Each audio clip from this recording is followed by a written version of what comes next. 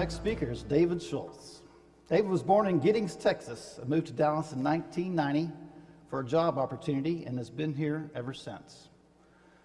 A graduate with a business degree from UT Austin, David is a big believer in community service and has been involved with numerous projects through the years. David has been partners with Selden Short for 16 years, and the two became engaged late last year.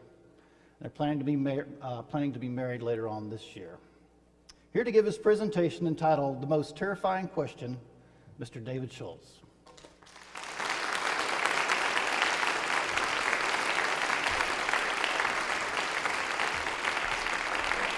Thank you. Good evening.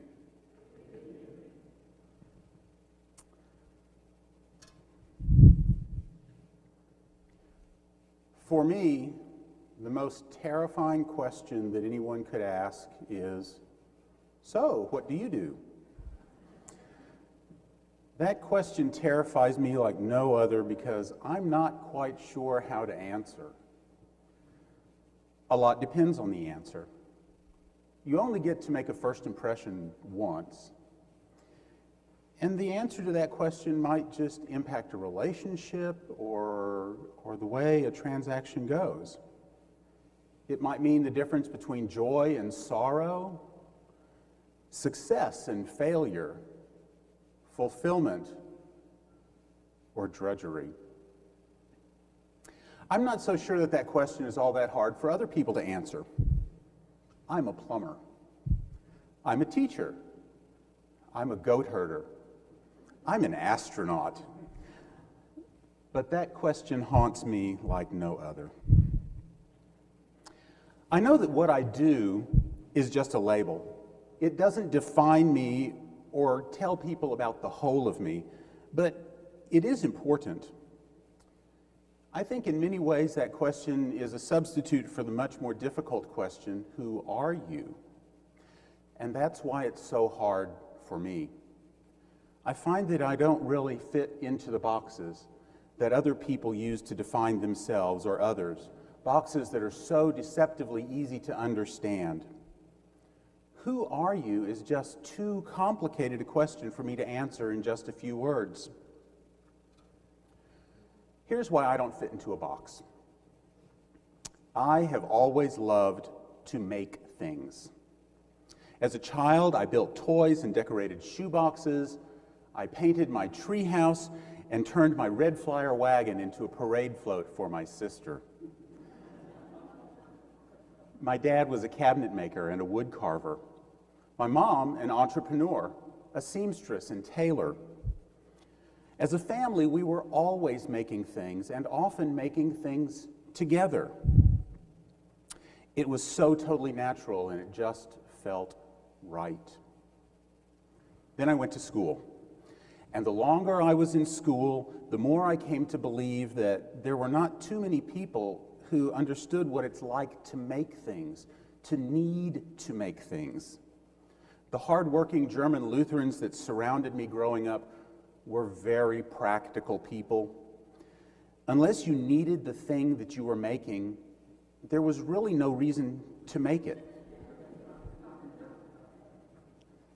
Then there was the pressure to do other things, the right things. Play baseball, drive a truck, go to work, support yourself, start a family. So I tried those things and was notably more successful at some than others. Baseball was particularly hard for me. I did everything that I could, and I did it as best I could. But through the years in grade school and in college, and then in my first job and later in law school, nothing ever made me happier than making things. Toys and wagon floats turned into furniture and textiles, and cooking for my friends, and building a house with my dad by hand. As a lawyer, I find that people often jump to some stereodrama, TV stereotype when I answer the dreaded question, what do you do, by saying, I'm a lawyer. Then I tell them that I work for the regional transit agency, and the response to a career in public service often draws confused and visceral reactions, accompanied by a demand, sometimes spoken, sometimes not, that I prove the value of the work that I do. The confusion only gets worse if the conversation progresses to the point where I can reveal that I'm also an artist, a painter. It really seems to confuse people. How can a lawyer and a government employee and an artist all exist in one person at the same time? Well, since I feel that it's safe to be vulnerable with this group tonight, this group of open-minded people who came to hear about creativity, I'm going to reveal a little bit more about how the lawyer-artist combination works for me. I've come to allow the creative spirit to drive everything that I do, to inform everything that I do. Creativity drives me to be a good lawyer, to be a responsible public servant, to be an inspired artist, to be a trusted friend. The drive and thrill of creativity is the thing that motivates me to do good work for my clients, to be a faithful steward of the public trust, to make the next painting better, to love more deeply. I see each client interaction and assigned task as an opportunity to create something that solves a problem in a new and elegant way that's truly beautiful, moving a project forward by creating solutions that thoughtfully and successfully accomplish the desired outcome is gratifying for me. That's the same way that I approach a blank canvas when I'm starting a painting, looking for the spot where the sky will live, where the mountains will strongly stand, where the grass and trees will greet each person who views the painting.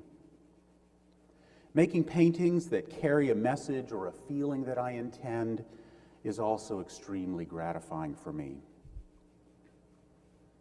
That's the same way that I look at relationships. Listening, asking questions, offering a kind word or a heartfelt appreciation, being quietly and fully present, offering a genuine mutual support in thoughtful ways that allows the relationship to flourish in an environment where creativity is central. Having relationships that support and thrive on the creative exchange brings me closer to the fully realized potential of my very existence.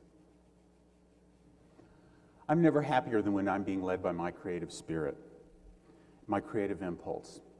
Whether that's seeking the next perfect word, the next perfect brushstroke, or resting quietly in the beauty and wonder of my surroundings.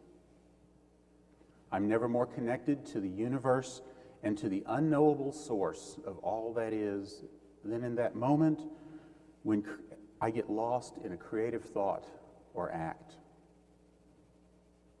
I never love more deeply than in the moment when a creative idea or the sheer power of beauty inhabits my life.